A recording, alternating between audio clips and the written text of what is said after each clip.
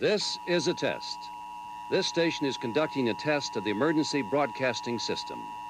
This is only a test.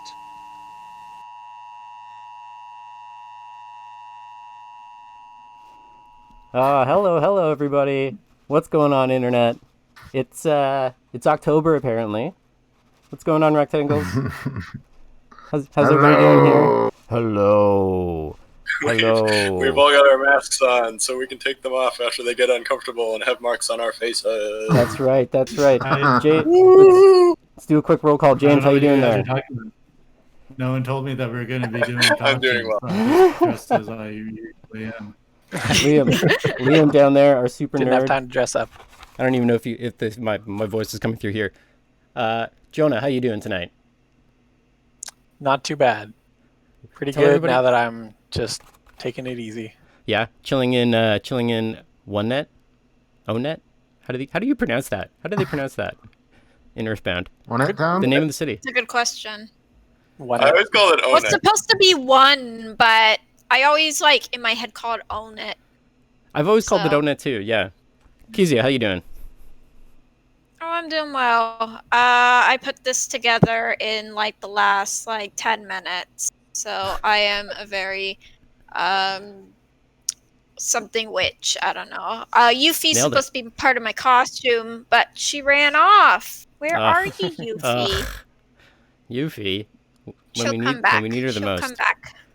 We also have a monster hanging out in the top right corner. Monster, how you doing? Actual monster. I'm doing well, thank you. Good. I'm glad you can make it.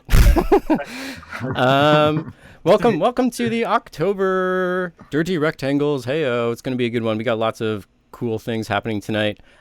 First, some announcements. Right? Yes.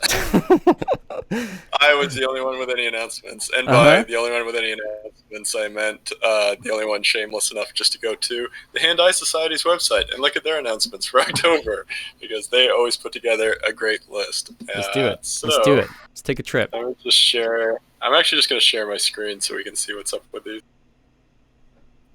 There we go. Did a nice little transition there. Going live. Look at that. We're professionals.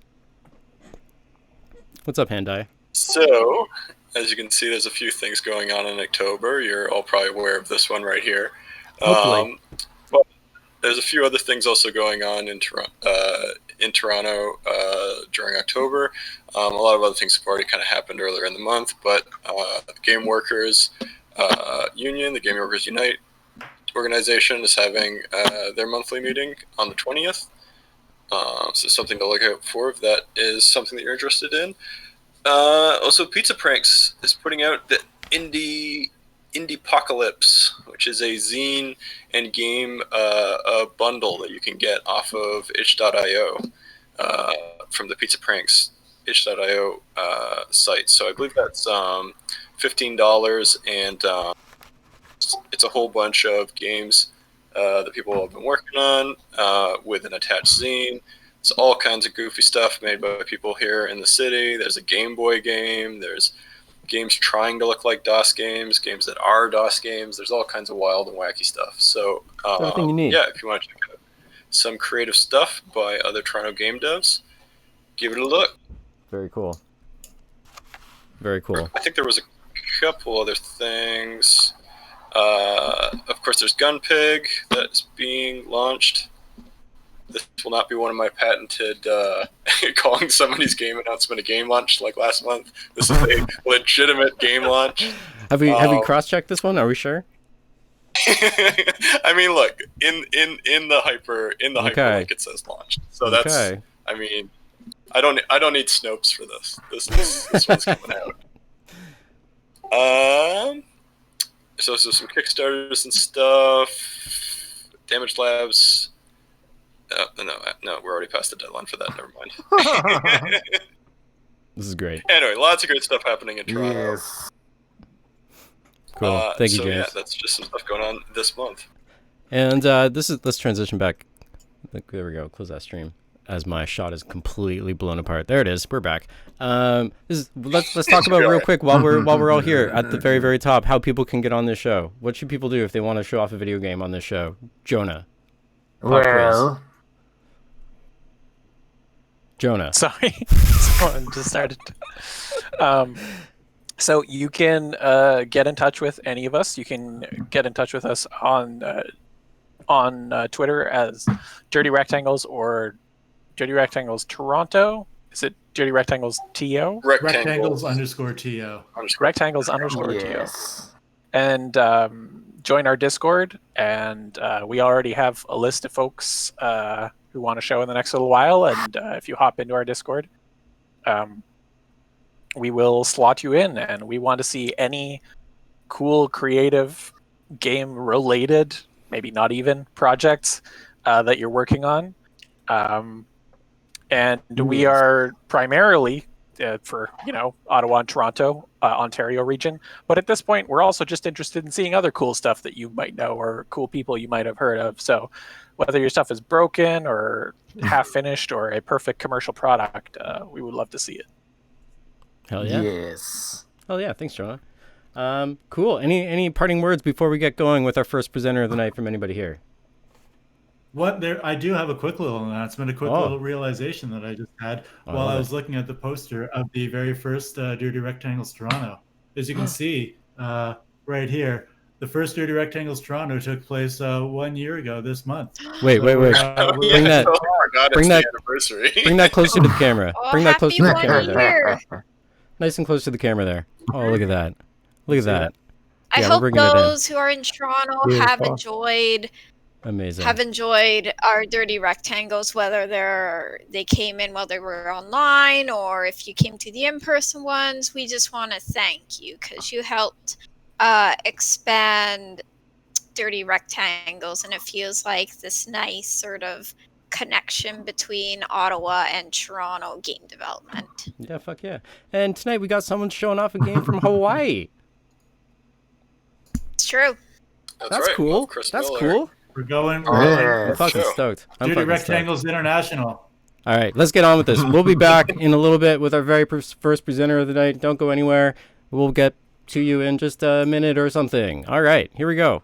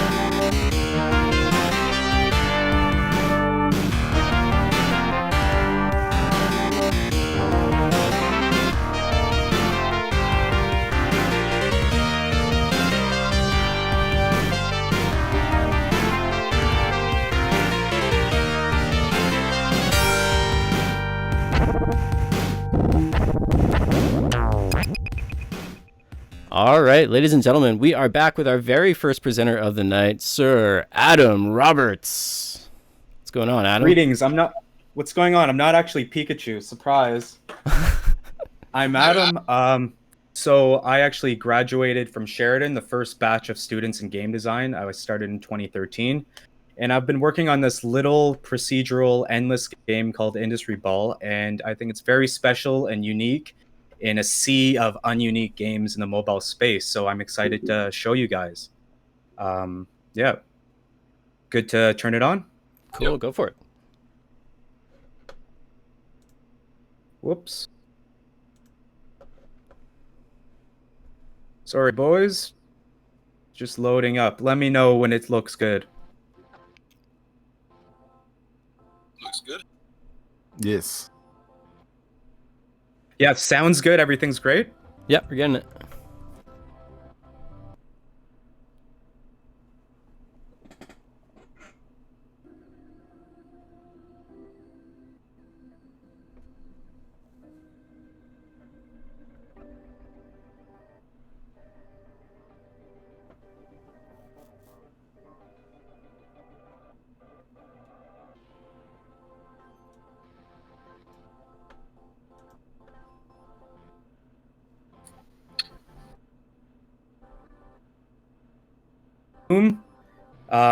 The game is endless, and the goal of the game, let me just turn this down a bit, isn't final. The goal of the game is to clear each wave by collecting these shards that go into that bar to the left, and you move on to the next green. But there's a lot of weird things that happen. Power-ups like this one, double jump. And we took a lot of inspiration from games like Binding of Isaac. I'm going to move my cursor. And the power-ups stack, so every run is unique. So right now I got extra use, grants one more use for my next utility. That stays until the next power-up has been used, and you'll see that. Every run's different, and I'll show you other features soon. Let's just get through this. Some interesting things will happen soon. This is inspired by Mario Kart, random power-up. So I just got Savior. So at the bottom left, as you can see, those are my power-ups, like accumulated. And I'll show you. Let's start this. Oh, what's going on? Anomaly, what does that mean? What's going to happen? We have these things called anomalies. They're random events. And sometimes we have planets flying into the stage. Sometimes we have the whole stage rotating. So in this one, you have to clear the stage. Kills you. Move on to the next. Music changes. The stage is a bit different, and all our power-ups stick around. So I have Savior power-up. You fall down, it saves you. It brings you back, and then you have to click on the screen, and there you go. This is... Right now, we're working out some kinks in the level design, but right here, it's...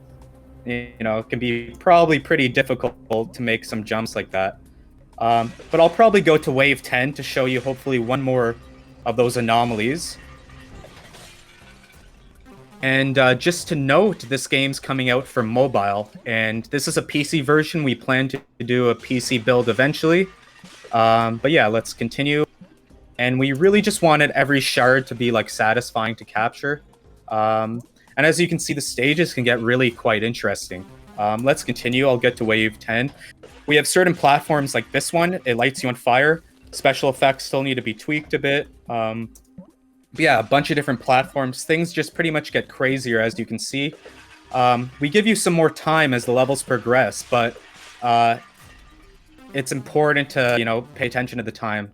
So let's get to Wave 10, then I'll show you the other menus. I just want to show you one more boss stage. There we go. Okay, what do we have over here? Another one of these. So as mentioned, the power-ups stick around. So if you love games where you build your character every time, this is a great game for you. Now we have jump. Let's see how it's working. Yeah, it's okay. Let's see if we can land this. Okay, we're good. And we're just going to go to this, then we're going to end it. Let's see what anomaly it is. Hopefully it's one of the cool ones. Well, that was cool. Ooh, it's the exact same one, but that's okay.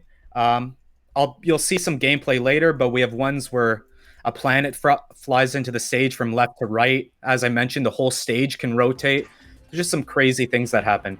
So now I'm just gonna, whoops. I'm just gonna get to the end score screen to just show you how we calculate things. Let's see if it gives us a different anomaly. Hey Adam, real quick, do you mind recasting your screen? It's getting a little choppy on our side. Sure. Was it good for the most part? It was a little rough off and on, but it just sort of froze there for the last little bit. That's not great. Try one more time here. Sure. It's all good.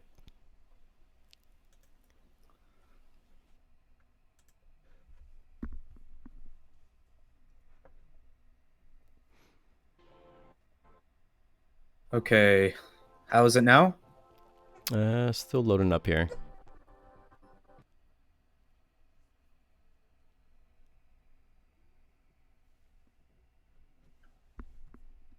Can see? It says it's paused right now. Make sure you have the game highlighted. Yeah, it should be. What about now? There we go. We're in the game now. It's just it's just a little choppy. Well, that's unfortunate, but I got a power-up that makes you giant, and you can wreck the whole stage. As you can see, there's tons of different power-ups. Is that coming in okay? Right now, it's totally paused, actually. Why don't you try presenting your screen instead of presenting the application, and then we could do it without the sound for now. Sure. Yeah, I'd appreciate that a lot. Let's try that. Internet is the bane of all of our existence right now. Yeah. Let's see.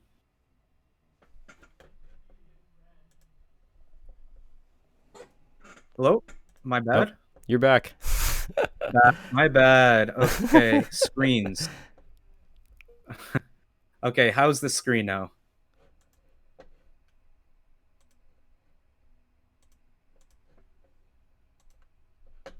Is it working? There we go. There, this is looking much better.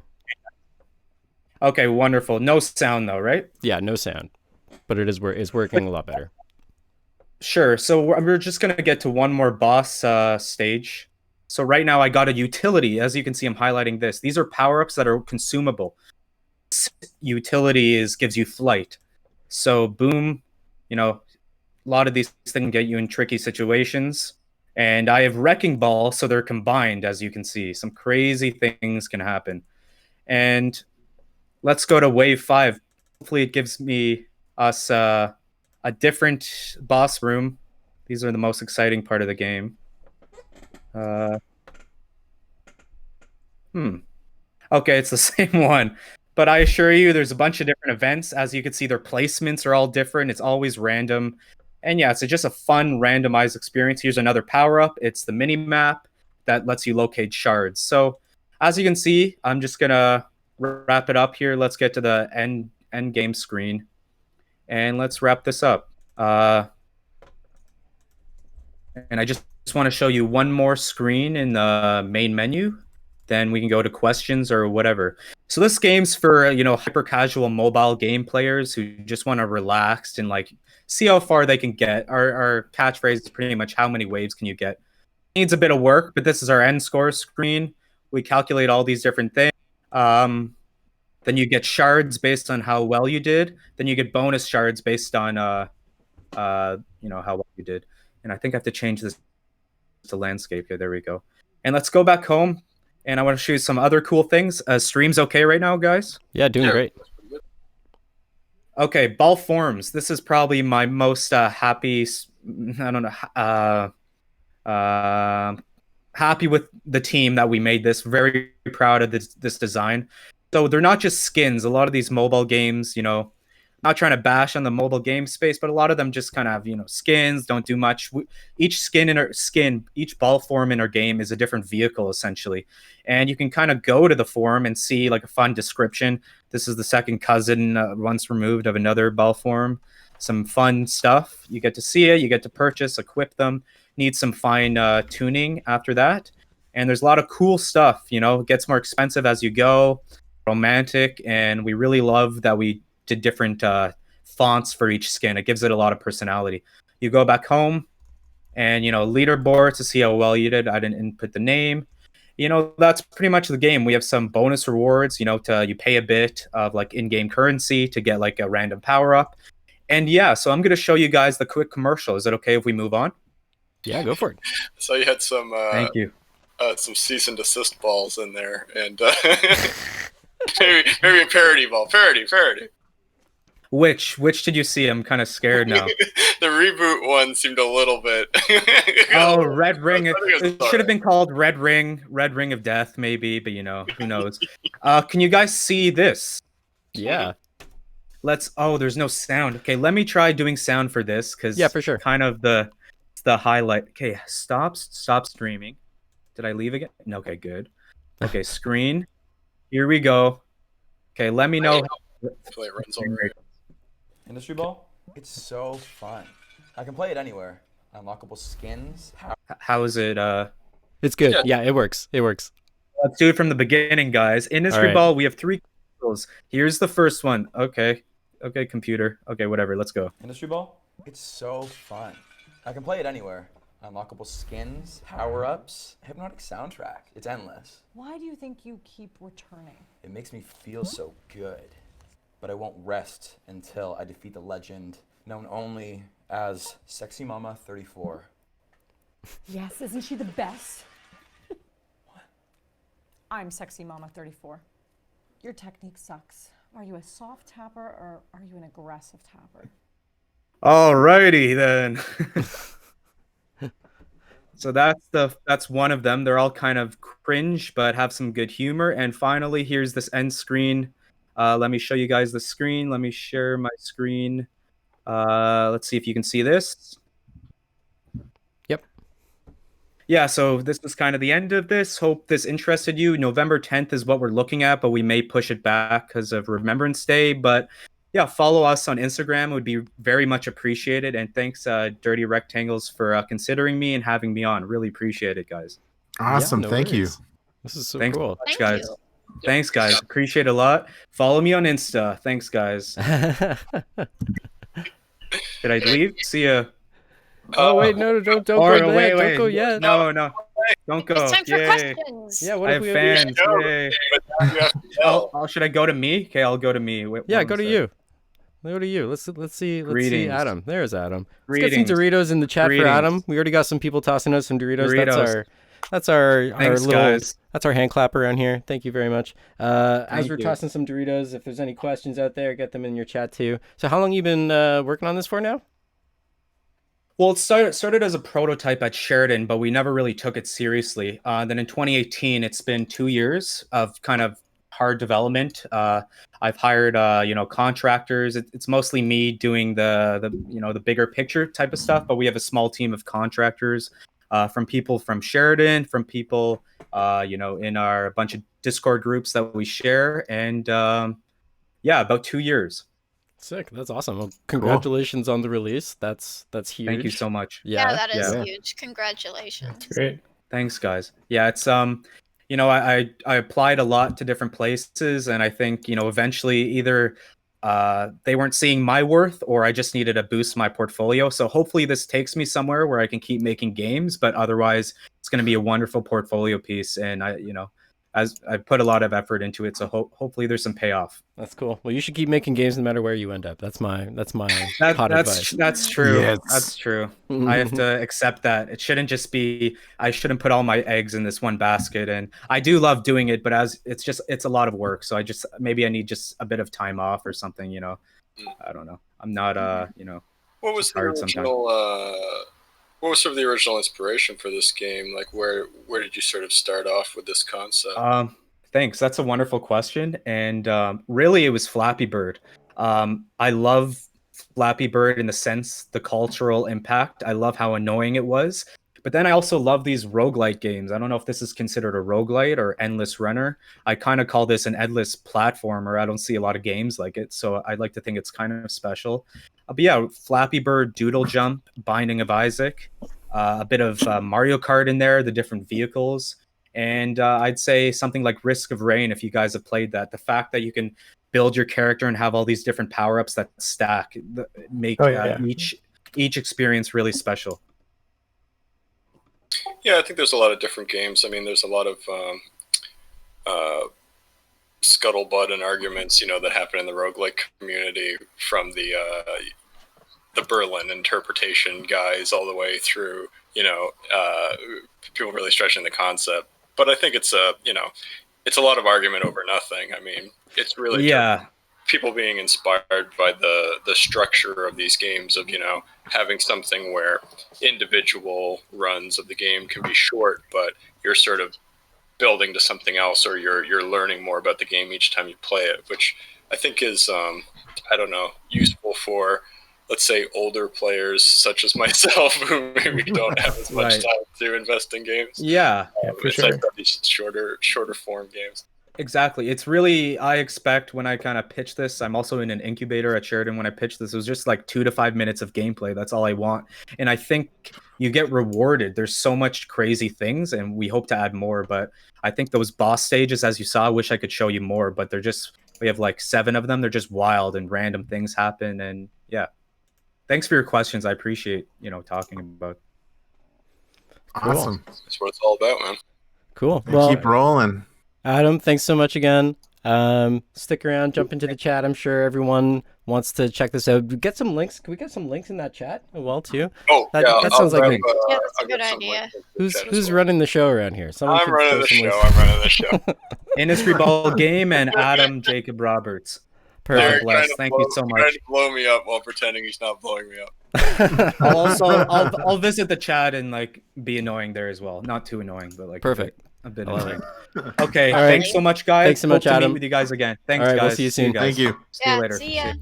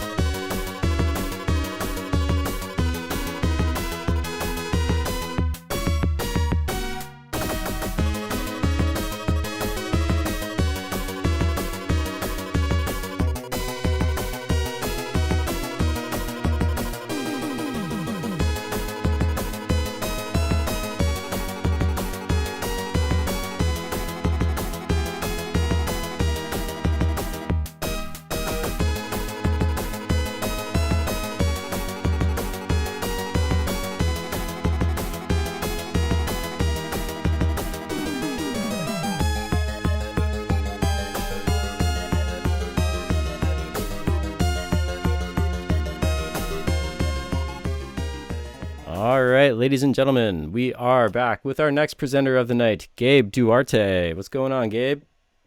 Hello, hello. Hello. Yeah, I'm here to talk about arcade games and carnival games. And that's going to be really exciting because I love both. And they're both kind of opposites of each other. So let's go. Just a little introduction about me. I make a lot of interesting, dubious games. Some of them are weirder than others, but one game that I made 2 years, it was a prototype. It's called Hellhole. And that game was so simple, but it involved a lot of interesting decisions that I didn't even know I was making at the time. And now that I'm actually remaking it into a quote unquote like real Steam game, I decided to talk a little about those design decisions. So I am making this game with a small team. Both of them are my friends. We have Paula doing some design with me, and then Ben doing sound design. And the illustrations are made by Brendan McMillan.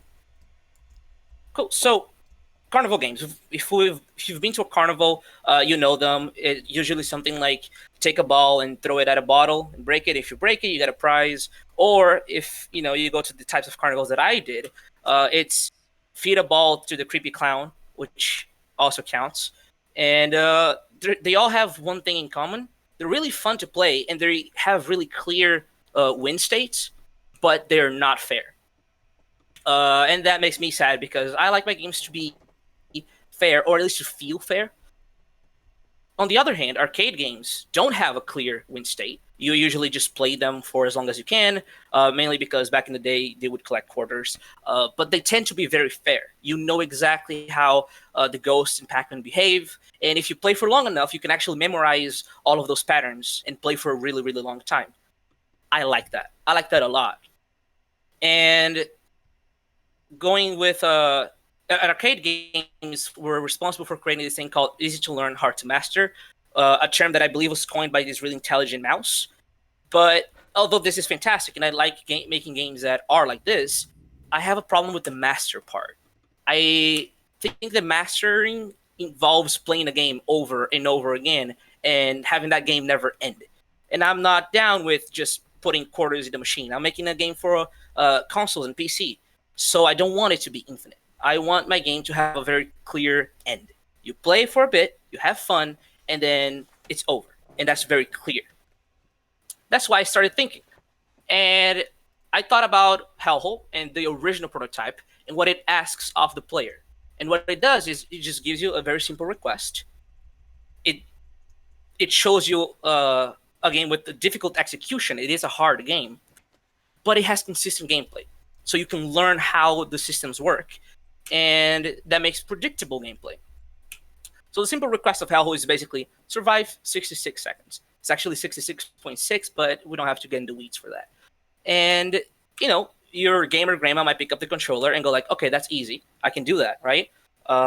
Wrong. It is a hard game. It does have a lot of accessibility options because I don't want to make a game that's pointlessly hard. But it's a difficult game. And when you get hit by a saw blade, you might react a little like this. You might be a little angry. But when the consistency of arcade games come into this more carnivalesque request, Hellhole has very simple mechanics. And as you play and as you die, which is also a very important part of the game, you get to learn them.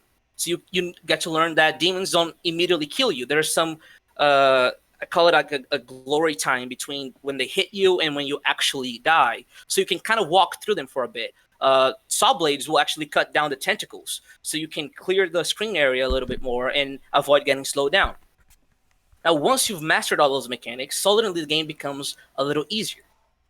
But, so just to repeat that, the game is fair, it gives you a simple request, and your brain just goes, okay, I can do this, I got this. Once you learn the mechanics, it's like sugar.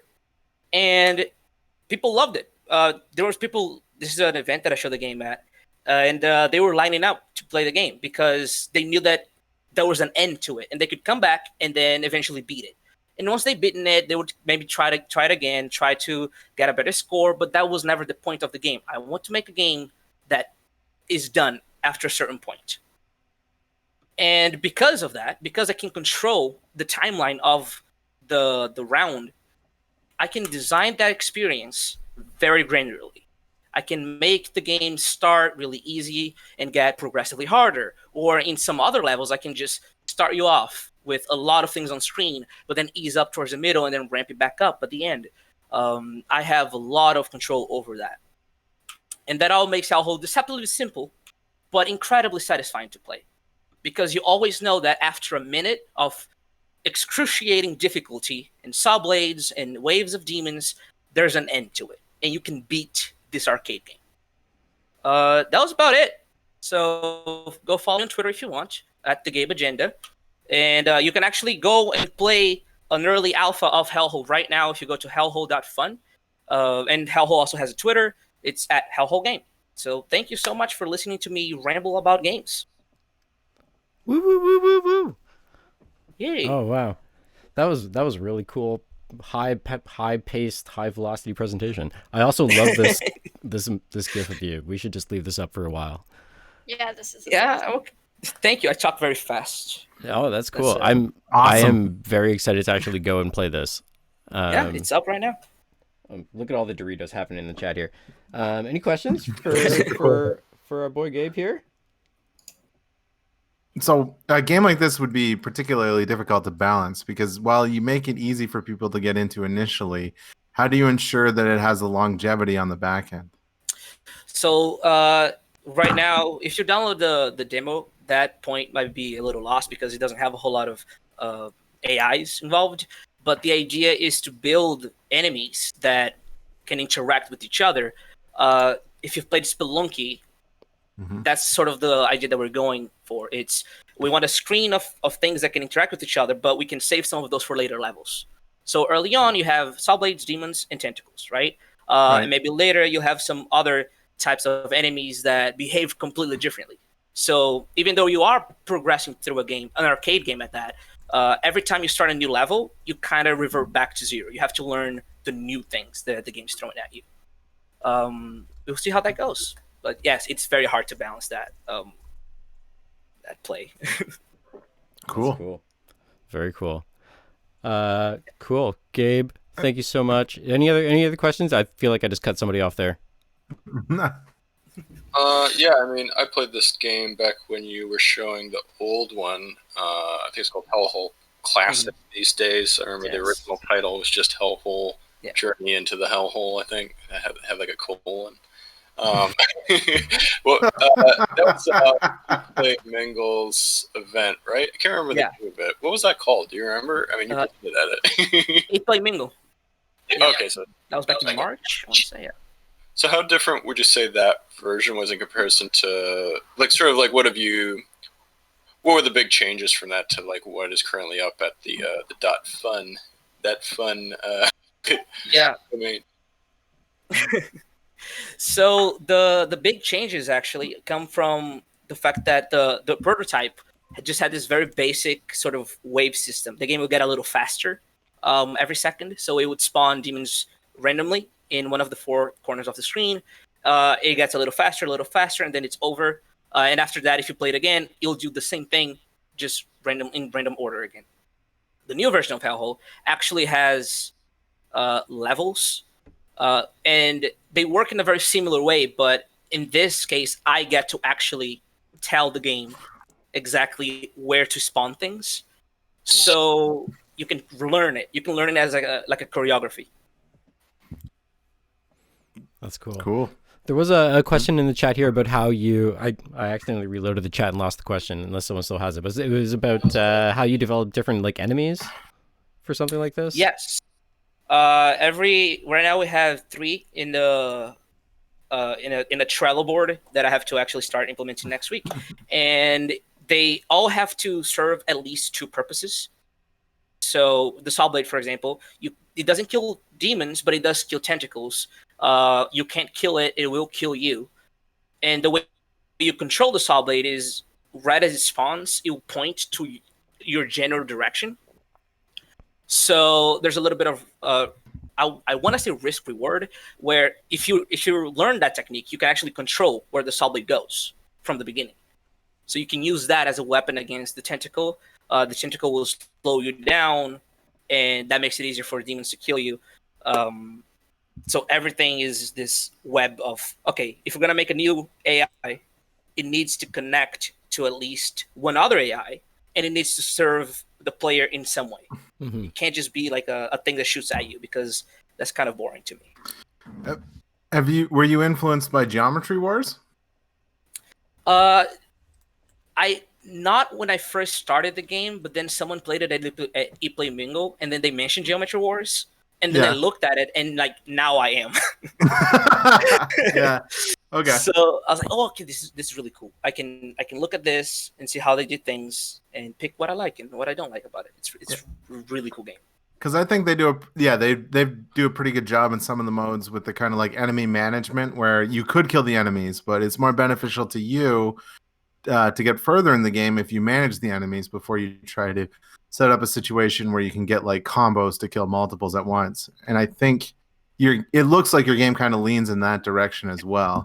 You can either try to clear everything out quickly and play it safe, or you could try to play it difficult and then clear everything out after a period of time. And that's kind of the risk reward you could see in the game. Yeah, that's the vibe right now. There's an item. So yeah, there's going to be items in the game, and those are all pickups that apply immediately. So you don't get to hold them. It's sort of just like if you run through them, it'll happen. And one of them is a bomb. So the bomb will drop, and you can guide the demons towards the bomb, step over it, and then run back. And because they're slower, they'll kind of just slowly turn, and then the bomb explodes, and it clears most of the demons on the screen, as opposed to you having to go with the soul and like shoot one by one. But the bomb will kill you, and everything is one hit in Hellhole, right? Right. So if you time it poorly, you're dead. But it's a 60-second game, so if you die, you can just immediately restart. That's the benefit of having a short game. Yeah. Oh, for sure.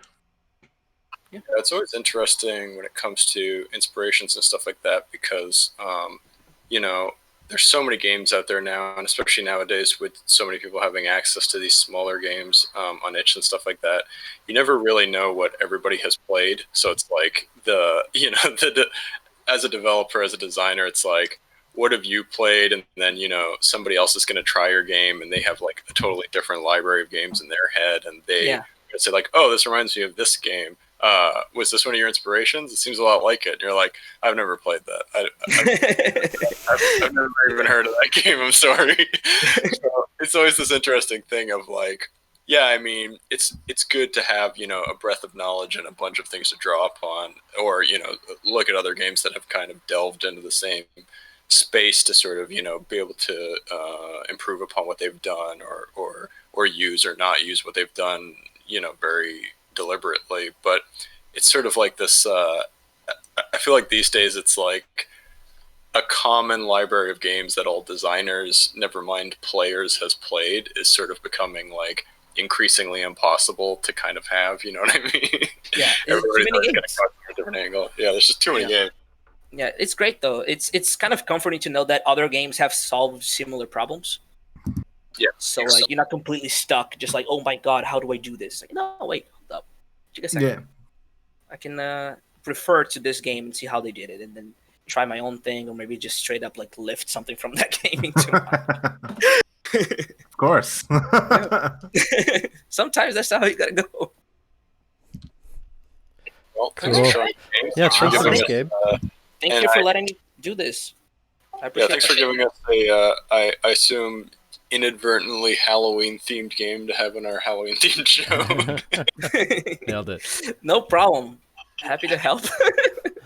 All right, we will be back in just a couple minutes with our next presenter. Sit tight.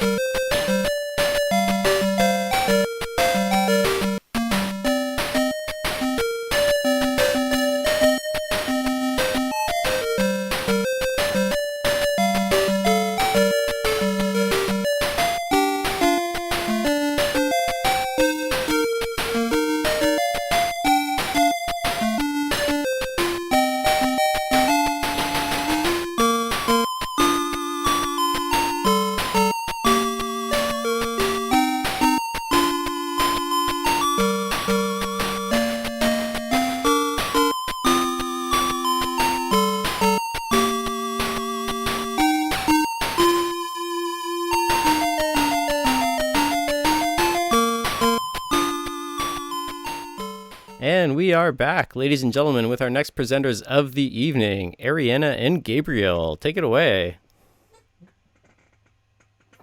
Hello. Hello. Oh, there we go. Yeah. Oh, there's just a load delay. Hello. This is our game. Do you want to start running it? Yeah. Our game, Dual Rush. We did it for GMTK 2020, and the theme for this year was Out of Control. So we thought about doing a coloring game where you are a kid, and we wanted to kind of replicate that feeling of a child drawing. So we made it so that you can't actually stop drawing, you just draw all over the paper. So if you want to start the game. You want to start the game? Yeah. So basically you just have to color based on what's showing up within the time that you have. Initially we had it so that the pencils would change also Out of Control, but it was too frustrating. So now you can actually click on the pencils. So you get 4 levels during every gameplay. You can replay a bunch of times and you'll get different drawings, different difficulties.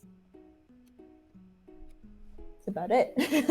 Yeah, there's not really that much to talk about. We just wanted to make a fun drawing game. Yeah, it's just a fun stress reliever, to be honest. I felt myself coming back and playing it while I was stressed about making it, so that's a good sign. Oh my god, I love it. Just throwing the link up in chat right now. Everybody get drawing. That bird. Color it.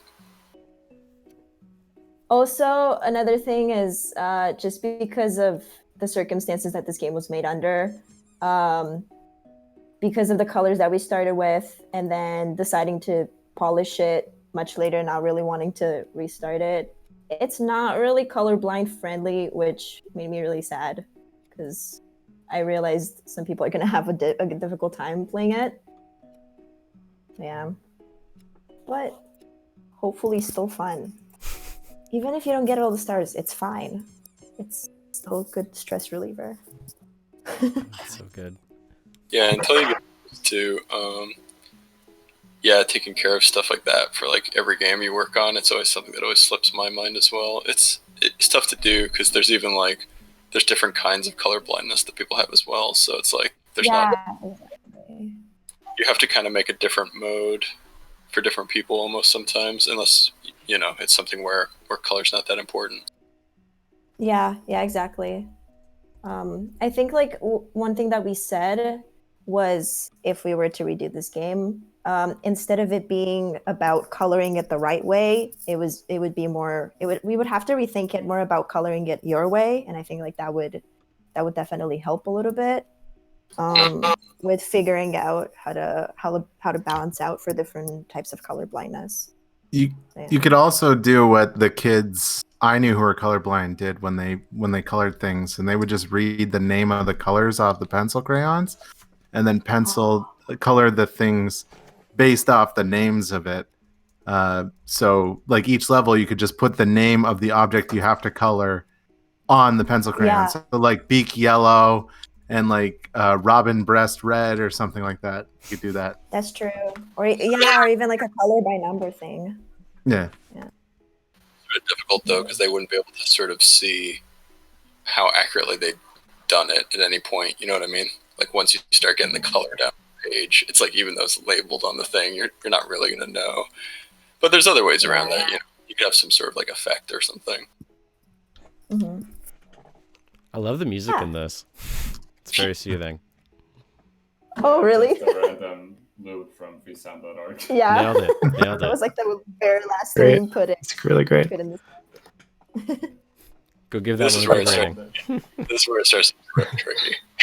So how do you determine the rating that the person gets?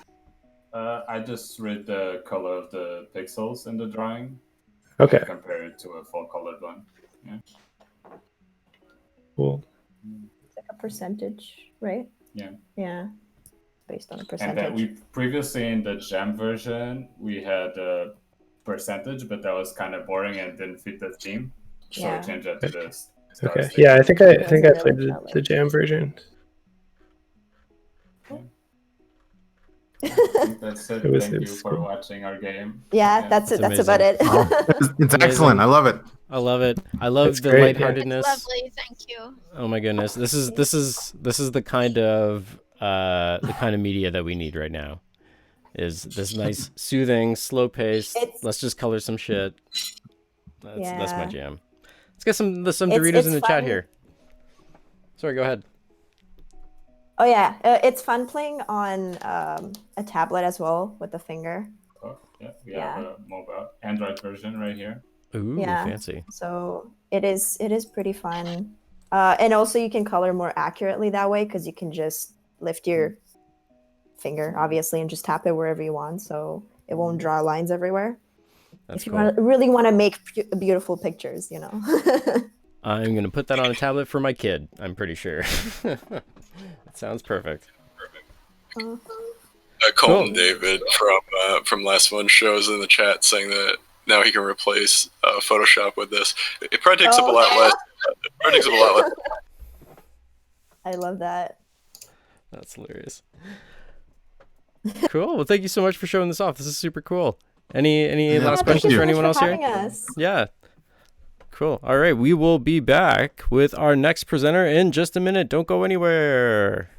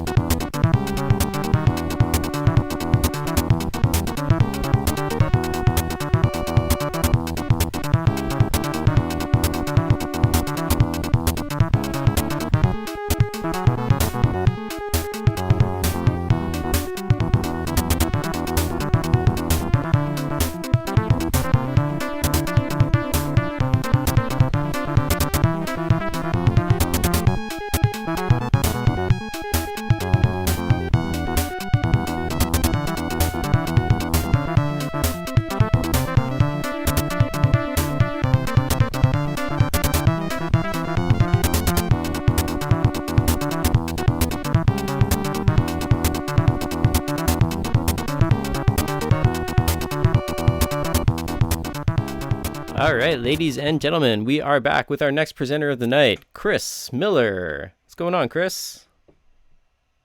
Hey, how's it going? I'm Chris Miller, aka Silver Spook or Silver Spook Games. Yes, I'm coming all the way from Hawaii. So congratulations, your first apparently international 30 Rectangles. Happy to be here from Hawaii. Yeah, good to meet you. Cool. So you're here to show us something you've been working on. Yeah. So I've got Silver Spook Games is like my basically it's a worker-owned cooperative of myself and my partner. I do the majority of the game-related stuff, like the writing, music, art, programming, and about half of the voice acting for the games. I've been in the game industry for a long time. I work for AAA and single A and smaller devs, but I'm over that nonsense because I'm sick of making having the biggest creative decision to be like whether the Suicide Jack on the Microsoft Windows accessories Texas Hold'em is going to go on the left or right side of the head. So I started Silver Spook Games is basically just me making games to make whatever kind of games that I want and speak about issues and things that I want to talk about. And Neofeud is the first game that's like the official Silver Spook game. It's already out. It's been out for a couple years on Steam and itch.io. And yeah, it's got, it's a cyberpunk adventure game that's like overtly anti-racist, anti-imperialist, and anti-capitalist, to put it that way. I got rejected by several publishers, but thanks to a lot of word of mouth and sites like this one and Megan Byrne, who helped reference this podcast to me, we're self-funding, and I'm working on Neofeud 2 right now. And we're going to take a look at the trailer for Neofeud 1, which is already out, and then we're going to look at the sequel that I'm working on. Cool. All right, Eric, you are live. The Illuminati created us. They wanted to build a god with their own hands, and instead they created us. Just because I'm made of silicone and aluminium, I must be doing something wrong. That's machine stereotyping, that is. That's reality, that is. Machines are second-class citizens. Humans are sentient persons by default, ma'am. They have personhood by heredity. There are thousands upon thousands of overqualified slum dwellers. You are my peon. Don't you get it? This wasn't a job. It was always just an excommunication sentence. We're pawns in a feud bigger than we can imagine. Turn the cogs of the machine before Leviathan grinds you up and swallows you and yours. We don't get to choose our hand, comrade. Prince, peon, rich, poor, human, robot. I invented the crux of the Royal's power, the secret to consciousness, our existence itself, the meaning of life. I'm the $6 billion baller, not some troubled youth. You are my greatest creation of all. I had to build my own family. I hate your son. I hate your son.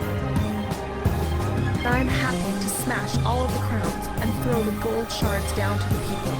I will be the iconoclast queen. But who makes you queen anyway? You? You in whose army, princess? You in whose army?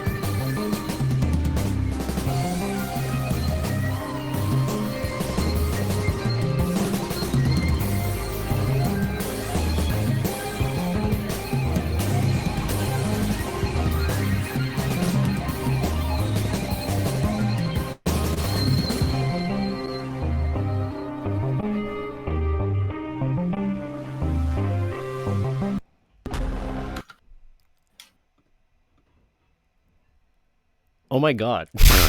I'll break the silence. It's so cool. That was fucking cool. Holy crap. Well, yeah, so thanks for sharing that. It took a long time. It took 3 years to make that. It took forever. Yeah, a lot of Photoshop. I got carpal tunnel syndrome from all the Wacom tablet Photoshop. Everything, yeah, took a long time. Looks awesome. The art is beautiful.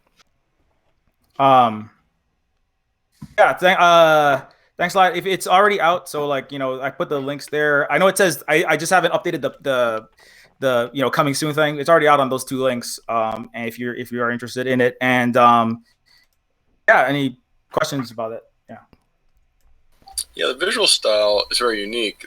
I was trying to rack my brain while I was watching it because I can think of a few other games that have sort of similar visual styles, but they're very far and few between. So it's hard to remember them exactly. But what was sort of your inspiration for doing that kind of like hand drawn, almost like a collage style to it? Was it something very deliberate, or was it more just related to how you were drawing other things at the time, or yeah, I don't know, maybe expand on that or something? Yeah, the art style was yeah, I think like the skills, like it took forever. It took me like 20 years of working in a variety of different situations, like to get like the programming, music, and then the art was one of the last things that it was one of my it was one of the hardest things for me. I was like looking at a lot of like surrealism, basically going to like looking at like there's a game Primordia, which is a point-and-click adventure game that's like set in a similar post-apocalyptic robots. It's like what is that? Lucifer's Hammer, is it? But it's like with like post-apocalyptic religious robots trying to resurrect their dead humanity, and it's a really interesting game. The art style is like almost looks like a melting wax. It's like H.R. Geiger worked in brown and in wax, and I really liked like how it was extremely unique. And it was that game was made with like 3 dudes. It took 3 dudes 1 year, so I said one dude can make it in 3 years. That was my idea. Getting the math part of STEM to use. Yeah, and so, but yeah, in terms of the actual art style, it's basically just like trial and error. And I wanted it to kind of like some people, that's one thing where people kind of split on. It's like, this is like inconsistent, or, that's one, there's a love it or hate it sort of reactions. But, I like the kind of like live, like lucid, like almost like a lucid acid trip daymare sort of sense to it, because the game has a lot of, it's very comedic and satirical. It's kind of like, I don't know, like the 90s adventure games like Monkey Island and the Space Quests, and which is kind of like harkens back to like Monty Python and Douglas Adams sort of science fiction. So it has a lot of very satirical, off the wall, gonzo comedic elements, but like done over like William Gibson and Blade Runner and Ghost in the Shell sort of tropes. It's like more cyberpunk centric. But it also is extremely serious in a lot of parts, in the way that kind of like, like Brazil, Terry Gilliam's Brazil is like, it's like very funny, but then it's also like dudes are getting like kidnapped and the police are kicking in doors, killing people. And the Neophyte centers around very serious topics, like the things that are centered in Black Lives Matter and a lot of ongoing current political struggles. I was a social worker and a STEM teacher, and I literally watched people have their children stolen by cops. And the Neophyte centers around the police murder of innocent, marginalized people in front of your face, and you get to participate in it. And it makes, there's really serious aspects of it that I wanted to, I didn't want it to just be totally cartoon, fluffy cotton candy, like, Cuckoo Land, the whole thing, because it wouldn't really give the weight, but that I wanted to give to certain scenes that like make you like feel like you're going to throw up. You should, because that's what actual violence in the real world feels like, and living in poverty sucks. Anyways, it's based on my life. I was a social worker and a STEM teacher working with underhoused, like Honduran asylum seekers, Filipino escapees from fascism, poor Black and brown and indigenous people. Hawaii is not the Hawaii is there's a not so nice side of the coconut trees that you're never going to come to if you ever come to Hawaii, but you probably never will because of COVID-19. Anyways, I could go on this for a long time. So I'm going to try to cut it short. But Neophyte is a game that I wanted it to, I was sick of making like Flappy Bird clone number 76, random, permanent tech demo masquerading as a game, like, I don't know, cyberpunk games that make billionaires that have Keanu Reeves starring in them. I'm going to throw too much shade at that game. But I wanted to make games that said important things and didn't rip off their programmers, the artists, the musicians, and their game devs and leave them hospitalized after 100-hour crunch and all that kind of nonsense. The game is like really, it was rejected by multiple publishers because of, they said, no, you can't say this in the game. You're going to have to rewrite this. You're going to have to rewrite that. No police brutality and depicting police as like basically barbarians shooting marginalized people and throwing them in prison by the million, which is what the game is really about. And anyway, I'm gonna stop ranting on about that. And any more questions? No, thank you very much. We have No, a this we is have a amazing. Thank you. This is fucking brilliant. We have a There's question in the chat here relating to like the writing, because clearly this is a story, story plays a big part into these games. So like, what is your approach in the writing process? Do you have like methods that you do, or like how does this go from, I suppose, like these thoughts that you have about the current like climate and to actually being like words in a video game? Yeah, so you're right. It's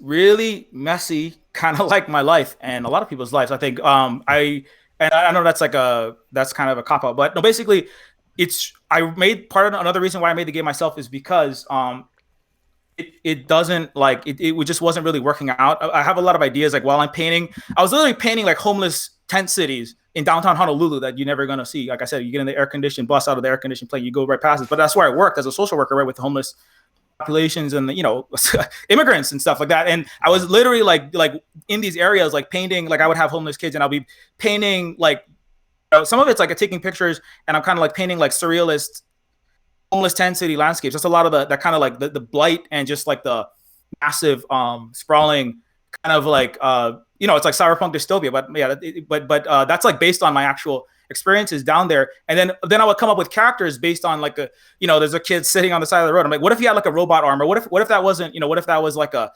hippie Terminator that's standing in line at the Section 8 waiting to get his hand out, and he's like losing his mind, but they're denying his healthcare, right? So there's a hippie Terminator character that kind of evolves while I'm painting the characters, and then when I'm writing the story, and then when I'm programming the game, I'm like editing it all at the same time. So it's a very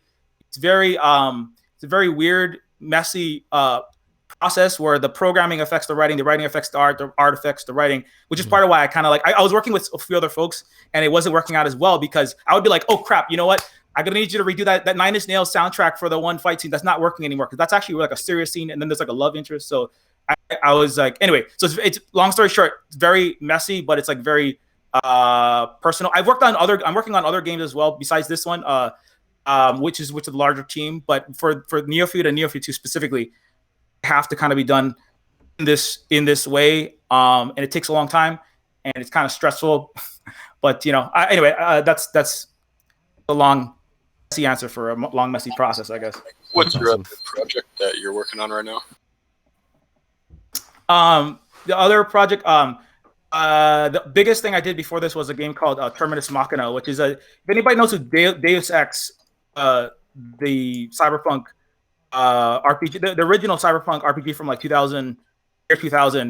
The later one is Human Revolution, but my first game was a mod for it called Terminus Machina. I can let me see if I can get a link to that. And so the other game that I'm working on with a larger team with some folks that worked on big MMO RPGs from LA and such is called Terminus Cyberstar, and that's like a it's like, I mean, I always joke, I'm like, it's Cyberpunk 2077, but we're like, the main character is like literally somebody who's running away from ICE, trying to escape from a concentration camp. So it's more directly and overtly political, I would say, and I don't make bones about this stuff. On my stream, I don't go on Steam and go, this is a political game, but it is definitely like Neofeud. It's going to be a much more I want to talk about things that are relevant to 2020 and our near future. So yeah. So Terminus Cyberstar. If you look it up, you can find more about that. Yeah. Awesome. Very cool. I think you wanted to show another video as well too.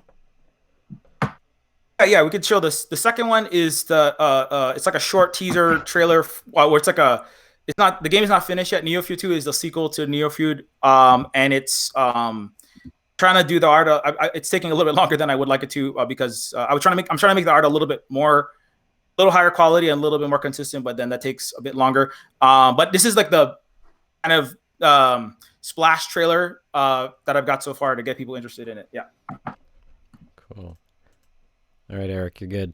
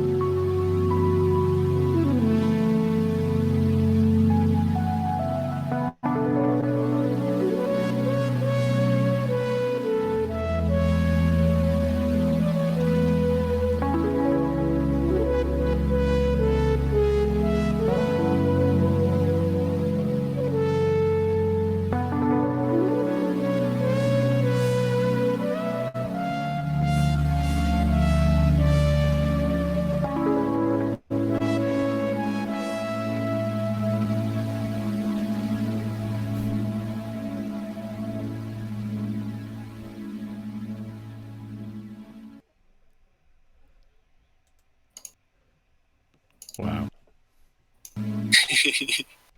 I love it. I love everything about this. It's beautiful. It is actually beautiful. Like, wow. The middle finger with the like slight Mona Lisa smile at the same time was It's very good. It's really good. Thanks a lot. Yeah, I was trying to make that one a little more, it's hard because you got to balance, like, I want to make it look more professional, but also don't want to like lose the kind of punkness of the original one. So that was a challenge. Yeah. Mm-hmm. Wow. So Thanks, the first one took you 3 years. What do you think for this one?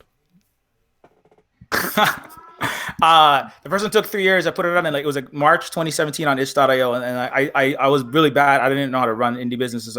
It's been on Steam since September 2017. So technically it's been, as of this month, 3 years technically, but I wasn't working full time. Like I was literally like, this is the thing. I was literally homeless for a portion of making Near Feud 1. I'm not even joking. Like I people think I'm being hyperbolic, but I'm not. I was like living in a Mazda tribute, eating spoonfuls of peanut butter for dinner. I have a wife and children as well, and they were eating ramen with some peas and carrots thrown in because I don't know. Toronto rent I know is very high. In Honolulu, it's like $1,500 for like a 1-bedroom next to the meth lab above the highway kind of thing. So, but that makes the game, all of that rage and fury a big. Why am I working full time? I was walking to work for part of that as well, and so that made it take longer.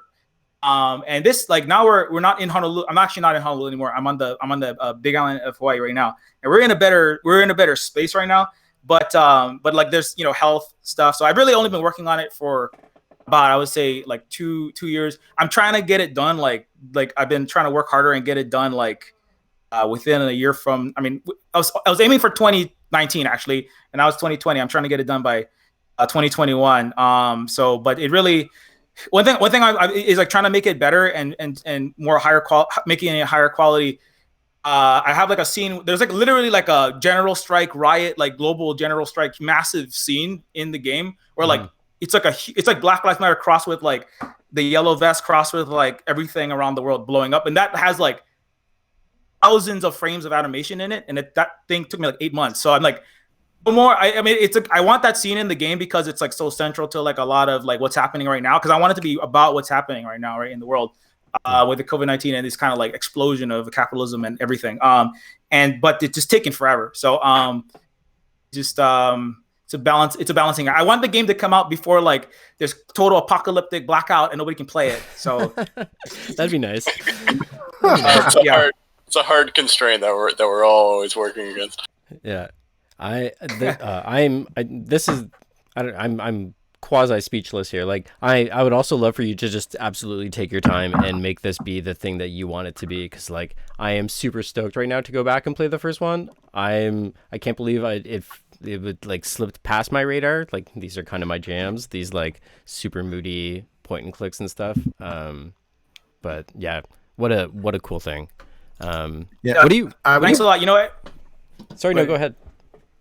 Oh yeah, I was just gonna say thanks a lot. Like it took me forever to make this game. Like I got a lot. Like I first released it. It was like, I don't know. Steam can be, how should we say this? There's a lot of people who have a lot of like bigoted views, and like I got a lot of crap in the beginning. It was like, man, this is just some like SJW beta something crook this, and I was like, what is this, right? So when if I was like, or people be like, what like spoiled butt SJW white kid made this game. Like, why do you assume that was who made the game? Yeah. And anyway, so whenever anybody says something like, hey, thanks a lot, I really appreciate the game, and I got something out of it, it really does mean a lot because like I worked my freaking ass off to do that, and so thanks a lot for saying that, and I hope that you enjoy it. The passion shows, right? You can tell that this Yeah. is a game that someone made because they believed in it and it was what they wanted to make, and that's just fucking cool to see. So, thank you very much, Chris. Oh, sorry. Go ahead. Yeah, Eric. oh, no problem. One thing I noticed between the two trailers is the first trailer showed a lot of what was going on and what the characters, like the key characters, were doing, whereas the second trailer showed a lot of what the key characters looked like downtime was. And I thought that was particularly neat because it showed how they lived and how you imagine they would live in a society like that. Like flicking through was the that phone and deliberate everything? thought? Yeah, where they were hanging out in looks like their capsule apartment, flicking through their phone. Yeah, that was And cool. things like that.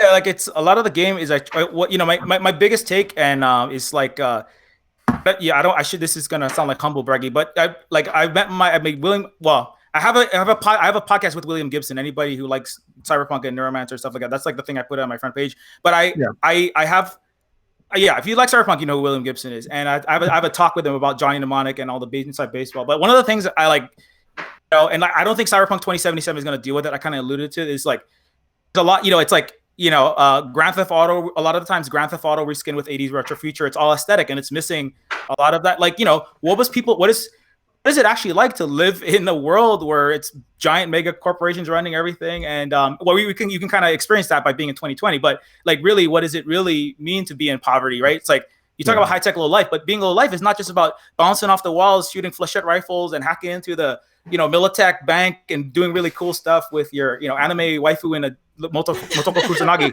analog. It's much less cool than that, because I literally taught. I later had to teach like long division to like literal Grand Theft, like professional car thieves, and like life is much less glamorous. There's a lot of sitting in really crappy housing and like flipping through your phone and going like, this. It's kind of like, I don't want the whole game to just be depressing and horrific and just to like it. That's why there's a lot of comedy in it, because it is. It's a very hard reality when you're in poverty and you're on the bottom of that totem pole in a real cyberpunk dystopia. But at the same time, it's like it is important to have some of that in the game to really ground it.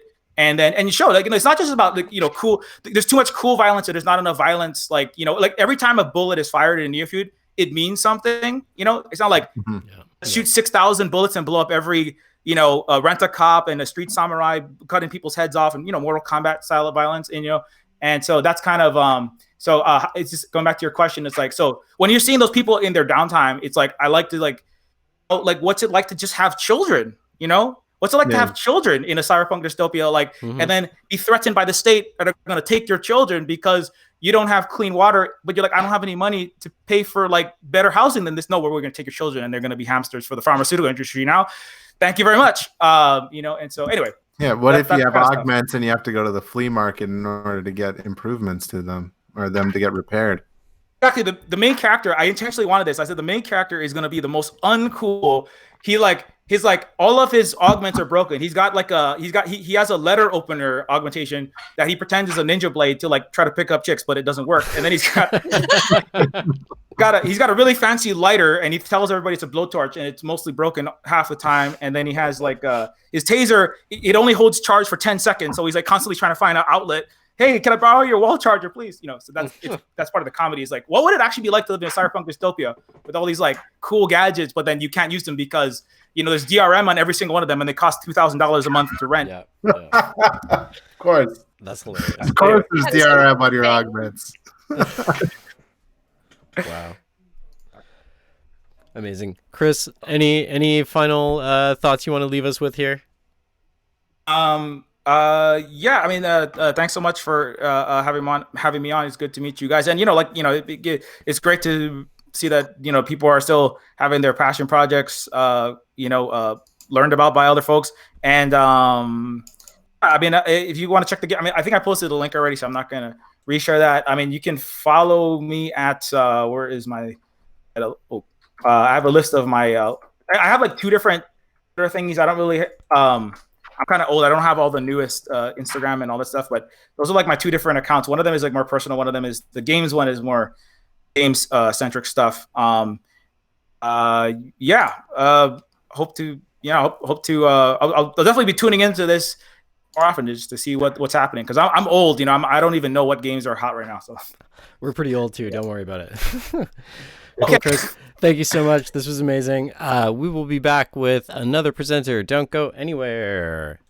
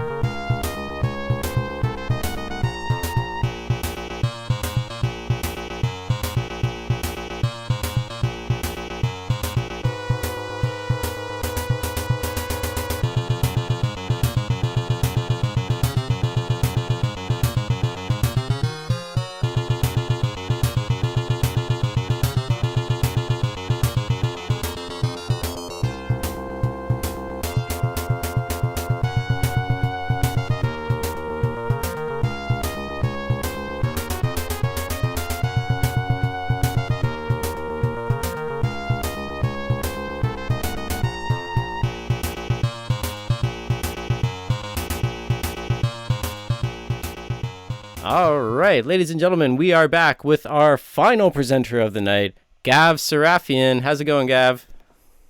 Hey everyone, I'm doing just fine. Happy spooky month. Whoop whoop. Am I starting, or is this part of the intro? Yeah, to you're me? good. Go for it. Yeah. All right. Hello everyone. Happy spooky month. I've got horns on. Everyone's mask game is super on point tonight. Yes, as has been said, I'm Gav Serafian. My pronouns are she and they. I work in game dev.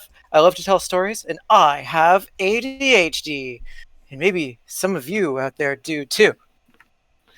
Oh yeah, sorry. Quick content warning. This talk and my game involves subjects including mental health, medication, and drugs. So if any of those scare you away, well, you've been warned. I have a multiple cam situation going on, and I'm gonna hopefully make it work. Okay, I made a game called Deficit. It's releasing this Friday. It's a bit of interactive fiction. Deficit is what I like to call a semi-fictional experiential story based off my real-life experiences with ADHD. In it, you navigate your way through several vignettes as you learn more about how structural barriers and attitudes can create a difficult environment for those whose brains work differently. But what's that all mean, though? As I very smoothly go to my next slide, there we go. Bam! So, my game is about ADHD, and I just want to give you a brief overview for it. For myself and others, having ADHD, whether or not they know it, can cause serious issues in everyday life. This is something I wanted to explore.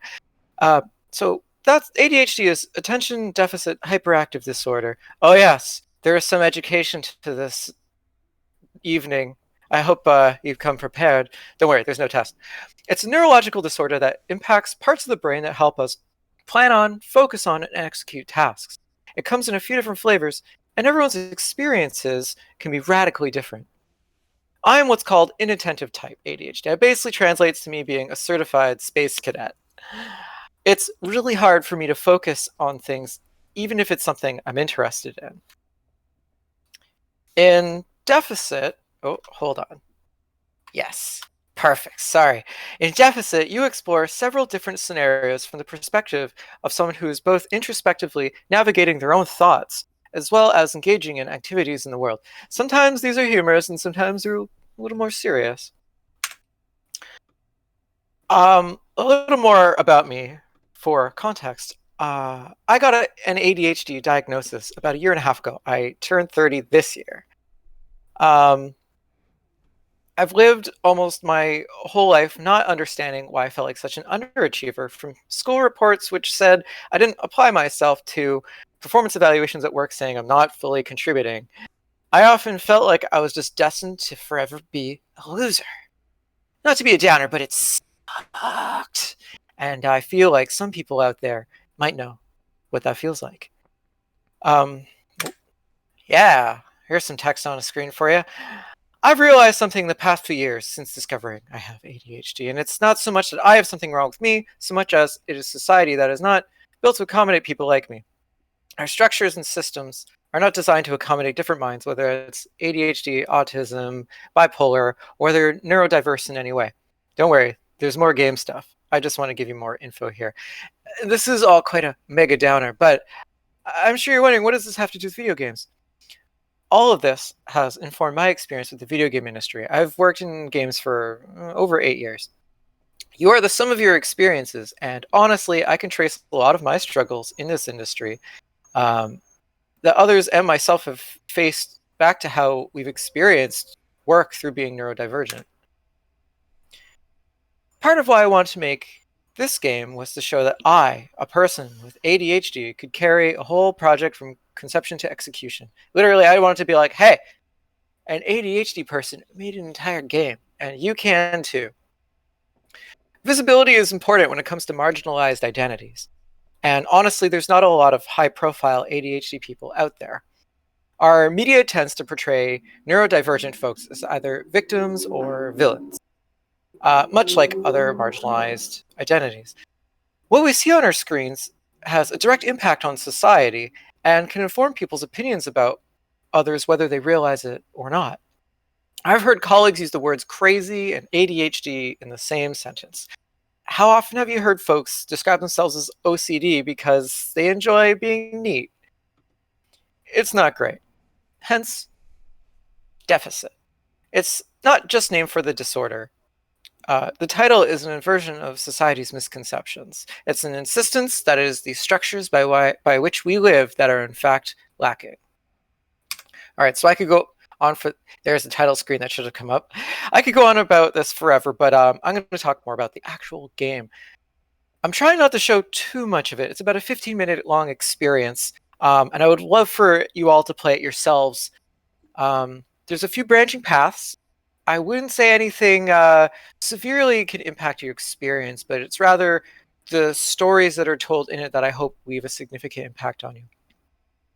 All right, technical stuff. Oh, right. Deficit was made in Twine 2 Harlow 310. I made graphics for it all myself in Photoshop. It was my first time making interactive fiction, and there were quite a few bumps in the road in getting there. So first of all, I realized very quickly that vanilla Twine wasn't really going to cut it for what I wanted to do. The basics are great. Being able to rapidly spit out passages that link to one another really helped me develop the structure for Deficit. However, I quickly outgrew it as soon as I wanted to introduce graphics and gameplay that did things other than just fade in and out or appear and disappear. But even then, that stuff can be tricky. I didn't expect to have to learn CSS at the start of the project, but now I know enough that I've used it to develop my own portfolio site. Oh, hold on. Switching to my mug. Hello. Yeah, so I tried to learn JavaScript for a few reasons. My primary interest was developing more functional games than just CSS would allow, which I'll show you in a second. Specifically, I wanted to make a mini game with some actual gameplay elements to it. Quick story time. So,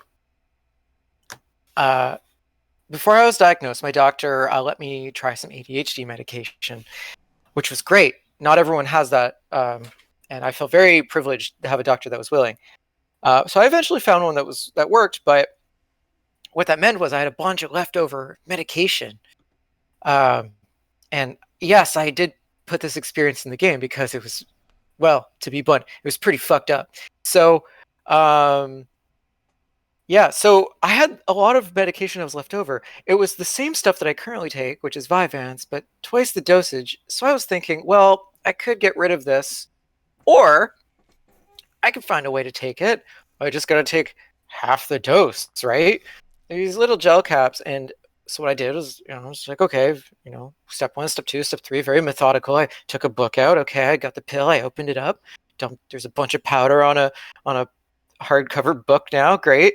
I get a little card out. I start chopping up, and I look down, and I'm like, what the hell am I doing? I got over it pretty quick, shoved half of it in my mouth, and it's disgusting.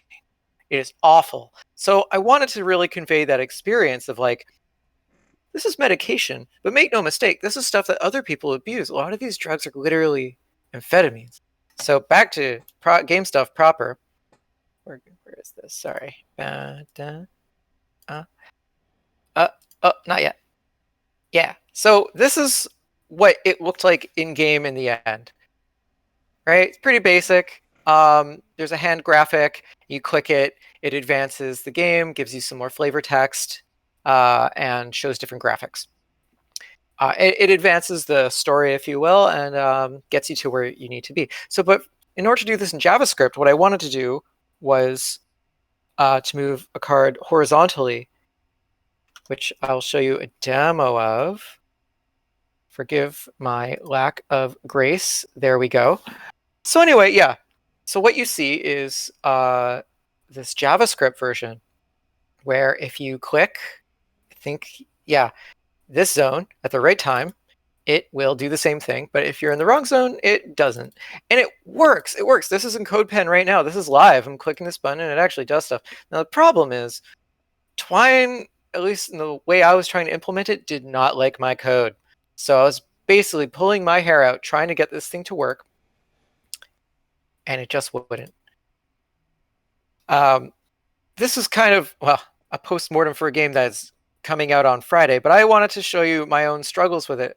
So to bring it back to the whole story in a meta way, like I said, I have ADHD, and the math involved in trying to get this to work brought me to tears because it brought up shit that I knew was stemming from my own experiences with ADHD and struggling with certain things. So it made me feel like I absolutely had to make sure this was in the game in some form. So I'm very glad that I managed to do that. I'm gonna do a thing. Hooray! Okay, this is moving on. Another awful thing I did. This is a screen no one should ever have in their files. This is my lack of version control. We all know version control is very important. Twine outputs HTML files, and at least as far as I could suss it out, it didn't work the best for trying to do version control. So in the future, what I would like to do is find a way to do that. I know there's, I believe there's Twigo, and there's a few other programs out there that let you basically do what you can do in Twine, except with things like version control, which is super important. And I was pulling my hair out, erasing stuff by accident. You all know how it goes. I would also love to find another way to approach this if I want to make interactive fiction again, because Twine's built-in CSS editor is a pain. It's a very basic text editor, but it doesn't have things like the ability to search, as far as I could tell. Another issue I ran into, was browser fragmentation. I didn't realize how bad this could get. Remember how I said this would be kind of educational? Well, this is me conveying my experience trying to create this game. I assure you it is done. It is mostly bug-free, and I'll tell you a little bit more about the release stuff in a bit. But if you're curious about interactive fiction, this game runs in a browser. It's designed to run in a browser. And I didn't realize at first that not all browsers work the same. Oh, God, was that an awful, hard lesson to learn. So basically what I learned was test early and test often, because Firefox does not work the same way Chrome does not work the same way Internet Explorer does, does not work the way any other browsers work. So there's a lot of things like displaying, which you don't see here, but displaying certain properties that just don't work from browser to browser. And I would have loved to have known that before, but some lessons you have to learn the hard way. Same thing with screen sizes.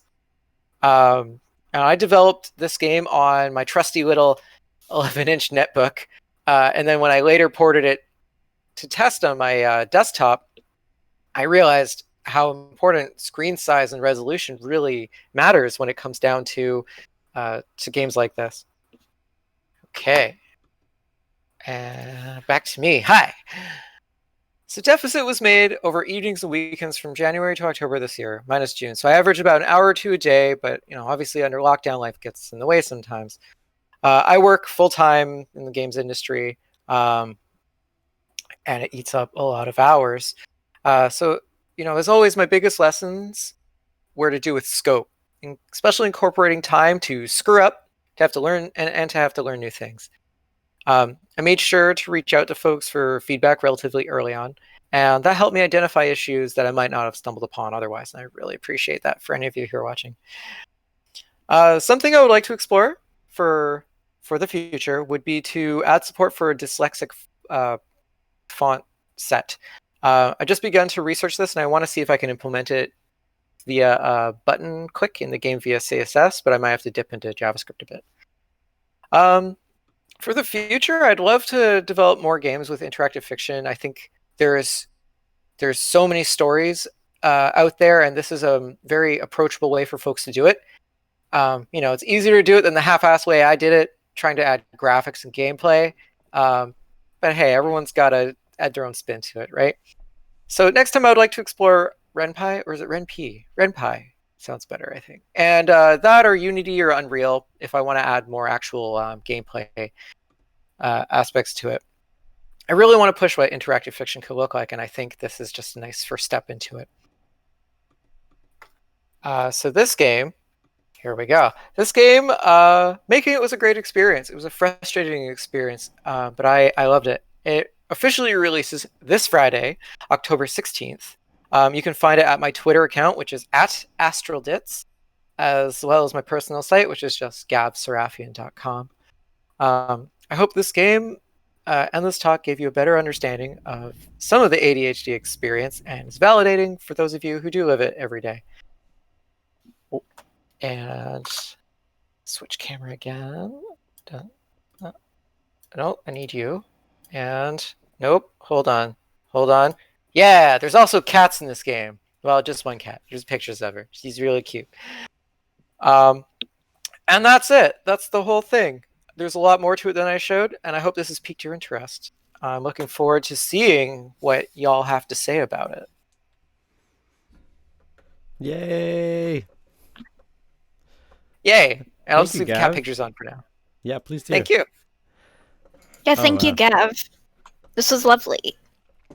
I thank you- appreciate thank you that for very sharing much. that. Yeah, thank you. I'm super looking forward to playing this, even though you secretly sent us the link earlier, which was really cool of you. Yeah, but that's like, it's just you. It's not the whole internet. Not yet. Yeah, exactly. No, I can't wait to pick this up. This is super cool.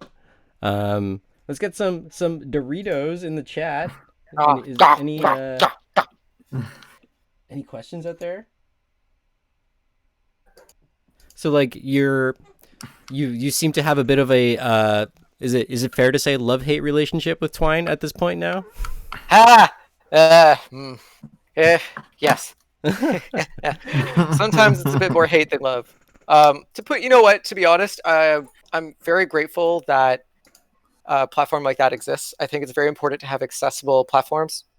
I think probably its biggest use is for prototyping and as a teaching tool. It's something I definitely would use in my practice doing narrative design to explore things like branching dialogue in a very fast way. It's really good for implementing that. But to make a game like this, again, I've definitely explored different options. But I didn't know that when I started, and I still enjoyed it. I'm very happy to have made this. That's very cool. Any questions from organizers here? Cool. Well, let's. Yeah, no, it's awesome. Thank you very much. Yeah, it was awesome. I'm excited to try this out. Yeah, thank you. Yes, so like I said, it comes out this Friday. You can find it on the internet, and it'll be out there. Thanks again for having me. Very cool. We're transitioning here to our little outro. Gav, if you want to hang out with us while we say goodbye to everybody, you're welcome to stay on the line here. This has been our October Dirty Rectangles. Thanks everybody for coming out. Thanks to everybody for all of our amazing presenters tonight. This has been an absolute banger. Any words from anyone here? Maybe someone wearing a weird mask? Someone want to say something? Yes, thank you, Derek. This has been a most excellent Dirty Yuffie Rectangles. says goodbye. A most excellent Dirty Rectangles. Yeah, we're gonna get our masks on again. Everybody mask I have up. my lights on now, so it's not nearly as spooky because I'm not in a fiery hellscape.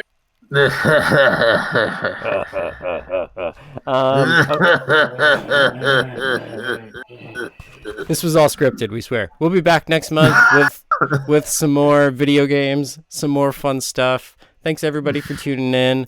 Any other last words from anyone else before we kick it here? Stay spooky. Love Yes. it. Hell yeah. Hell yeah. All right, folks, we'll be back. Thanks for tuning in. Thank you. See everybody next month. Thank you.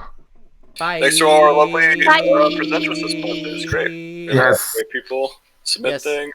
I'm going to keep waving. Yeah. Cool to see ya. Uh-huh. Okay. Bye.